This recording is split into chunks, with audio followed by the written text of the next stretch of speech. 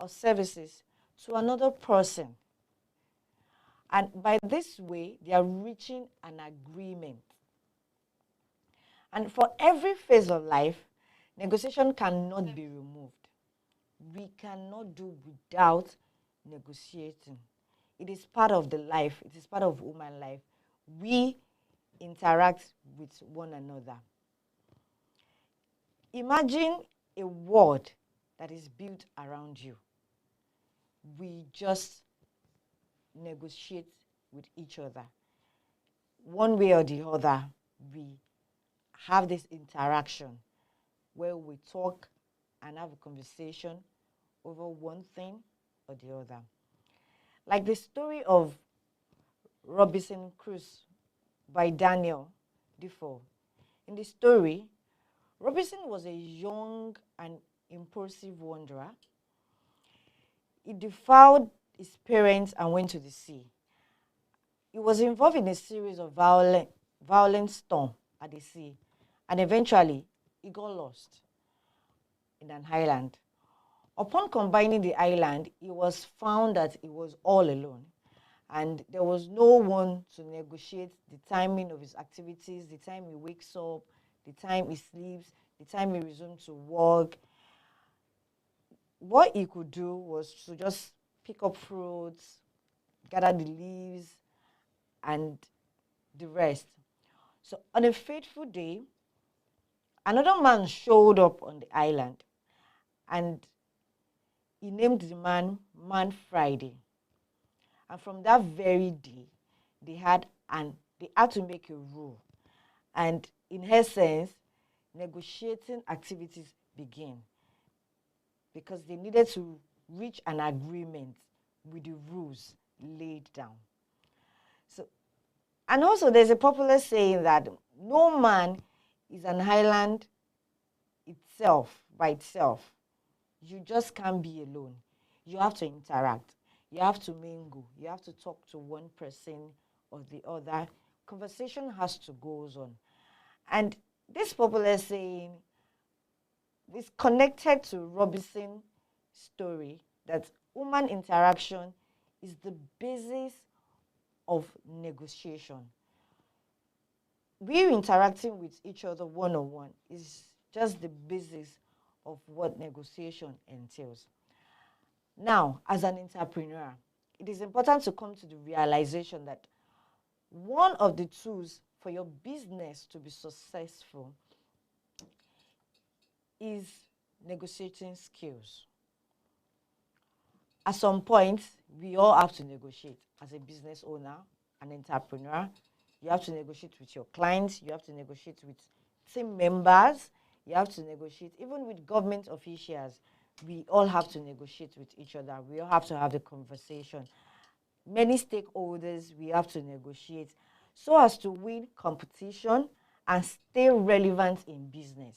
So for us to stay relevant in our businesses, our daily activities, negotiation has to take in place. And practical strategies in negotiation has evolved over time to be one of the most important tools that drives every business dealing. The more smart you become at negotiating, the more profitable your business become. It's so simple. The more smart, the smarter you are in your negotiating skills, the higher your profit. In sense that the way you interact with people, the way you explain things to people gives you an higher and upper chance when you're winning your deals, you're getting results. Let me share you another story. Hopefully, I believe you should be able to understand more better with this story. As an entrepreneur in a culinary business, it happens that one of the products produced is peanuts. And on a fateful day, I personally decided to do a cold call at all stores where they sells peanuts, pastries, chin-chins, and the likes. In order to expand my business, my client base. So that very fateful day, I met one of the vendors that sells, and we got into a conversation.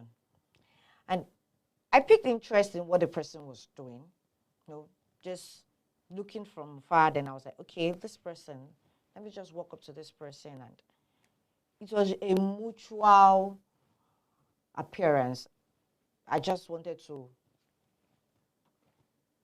discuss. I just wanted to have a one-on-one conversation and then see how I can get more clients. And listening to the person, we got into conversation, we talked, asked questions, and in that sense of activity, I got the opportunity to introduce myself. I told her my name, I told her what I do. We had this little conversation as if we knew each other, as if we've been friends. Mind you, I don't even know her. It was just a mutual appearance. So at the long run, I was able to introduce what I do and how I can help the person to be more profitable by selling my peanuts.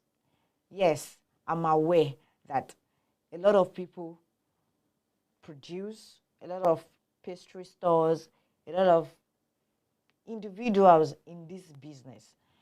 So everybody is just looking for the target market, which I was a victim on that very fateful day. So we had a lovely time, and together, we had a lovely time together, and closing the deal, I was able to get her as one of my customers. And that very day, she gave me a lot of business referrals, like, go and meet this woman. When you get to her shop, tell her you're from me, show her what you've showed me. I can assure you they will collect it. And I did like that all through that day. And using those skills that helped me to win that very fateful day, it also helped her to grow her market, while my business also enjoyed the same benefits. In the sense that she also helped me market my business. She was like, okay, I have some people I can talk to. I would give them sample and the likes like that. But it was a lovely conversation. The negotiation event went smoothly. And at the end of the day, we became friends. That most times I'll call her, okay, this and this, how is markets, how is sales. But that was the end of the story. It was a loving and unhappy ending. Now, let me share you few secrets that fetched me that deal. What was my first thing that I did on that very fateful day? It was my approach. My approach was very friendly and welcoming. I didn't know her. It was the first time meeting her. I greeted her, good morning. I asked her how was the day, how is sales. There's one secret about when you ask people, how are you doing? And you give yourself the opportunity to listen to their response to your question, how are you doing? So I asked her, how was sales? And she complained about the economic of the country. Let me use the word she said. She said, Kusoja no. And I was like, it's everywhere. Then in that little TikTok chat, I was like, don't worry, sales will come, this and that. And on that very fateful day, it was not about me. It was about her. Even though I came to market, but I still had to show concern. I still had to make her feel I was feeling what she was feeling, so that we could both end up have this one-on-one interactive section. We could both talk. She could both listen to what I want to say at the end of the day. And I did not rush to tell her anything about me. I was just listening to all her complaints. We were there for like almost an hour. I had to sit down. Some people came, they want to buy chin chin. I was like, Emma, worry, Ejoko. I assisted her, picked those things, give it to her, give it to those people that want to buy it. And we were not family. She doesn't even know me from anywhere. But that little time spent with her gave her a comfort moment of, okay, how may I help you? What do you want? And that was the best technique ever. Whenever you want to introduce anything to someone or you want to talk to someone as a business owner, make your approach welcoming. Let the other opponents you want to talk to, let them first of all feel you are feeling what they are feeling. Have a concern about their emotions, about their feeling. In that way, they will listen to you. And that will help you at the end of the day to win what your own main motive is. Also, my appearance that very day and my gesture indicate that I knew what I was saying. After we had the long talk on how she was doing and the likes like that, and then I had to chip it in, okay, this is what I was doing, and it was going to increase her sales. She was very calm and concentrating. So listen, okay, this thing will bring me more money. Why not? Tell me about it. And as I started to explain what I was doing, started to tell her, okay, this is what I do, this is the benefit of it, and like that. And she was like, I gave her another opportunity to get more money. Because I was like, okay, if you introduce it to people, you started taking it in bulk, like you take it in bulk, there's going to be a discount for you and you can sell to people at wholesales, which was going to be an additional cash for her own. And it was like I was giving her another source of income apart from what she was selling. And she was able to listen and take that opportunity. Like, okay, I will do it. Why not? Is it to get a customer? Immediately, she started calling people. Yala Bake, kini oda mutije. This product is good, is sweet. I've tasted, it's nice, is this. Immediately, even while we were still even at the edge of coming to a conclusion, she already started the job of marketing to another person, so that by the time another person showed interest to, okay, me too, I would take. It was ready to agree to the deal of, okay, I'll give it to her in bulk. She give it to them. So there's going to be a discount, and which this discount will be an additional profit to her. And it worked. It was like a magic, but it worked. And I used that as the best opportunity because I was like thinking on how to catch her, to make her dive into my own plan, my own thing. And it worked. Also, in the time of the conversation, I was aware, which I knew personally, that I was coming to a market where there's high competition, and I had to think on which area do I have to take to attract people to me, do my own thing in my own way, not copying what another person is doing. Fine, I could learn from another person, but be my own person, my own uniqueness, have my own thing that will make me to be different from what every other person was doing. And At the same time, I still had to remember that I needed to be profitable. I had to make sure that what I was doing in the course of negotiating, I have to indicate my profit because I am producing and the time used in the production needs to be accounted for. So it was easy. It was easy for me to use the privilege of buy more, have a discount. And she jumped at it. She jumped at it like, yes, I'm in. And that way, I was able to have her. At the same time, she also knew that she was going to make more profit. And also, I had,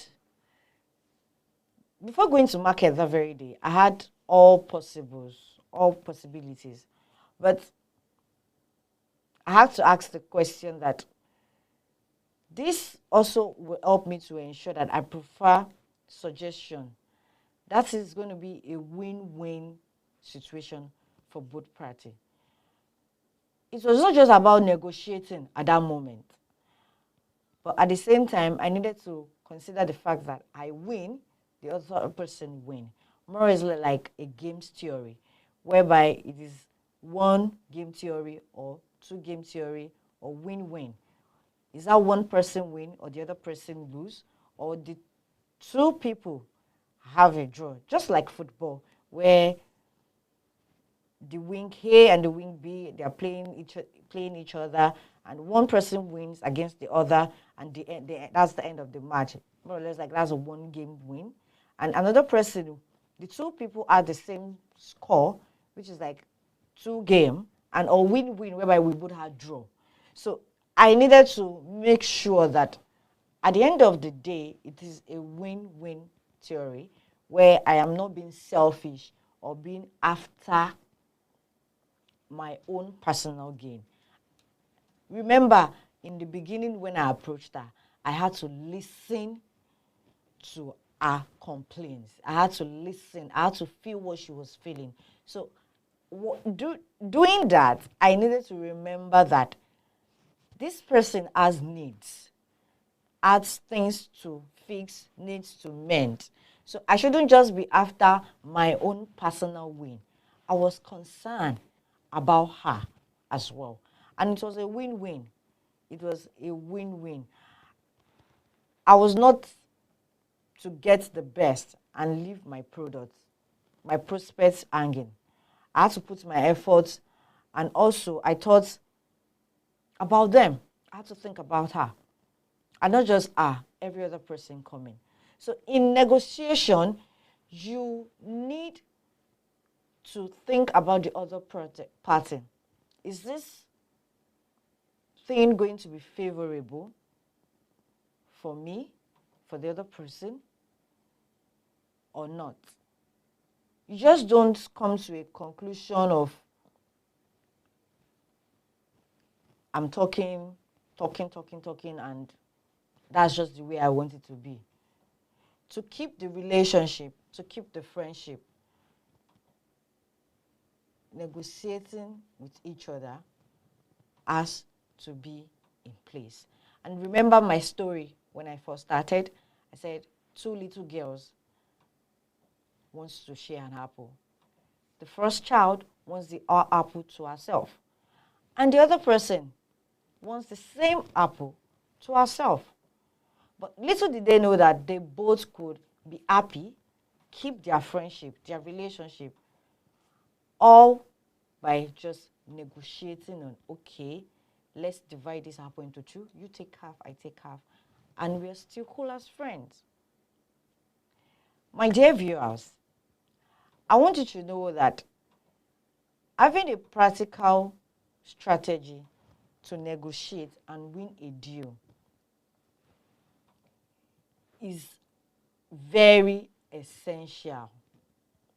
And it's not just essential because of the term negotiation, you have to have one skill, and that skill is a communication skill. You must be able to talk. You must be, and not just talking like being harsh, a friendly communicating skill, a reserved tone, so that the other party would listen, be ready to carry along and be able to have a free and open mind to what you're doing. Also, your facial expression at that moment when the negotiation is going on, you don't have to frown because you want to negotiate. Gesture, your signs, smile all the time to get the other person stick to your deal. Trust me, it's going to work out. It's going to be the tool for you to get your client stuck to you. And for you to enjoy negotiation, you need to learn how to use and interpret these things, these skills, the communication skill, your facial expression, your gesture, your appearance. You need to learn how to use them. You need to learn how to use them. And once you are good with it, trust me, you win the deal. The deal is yours. It's just so easy.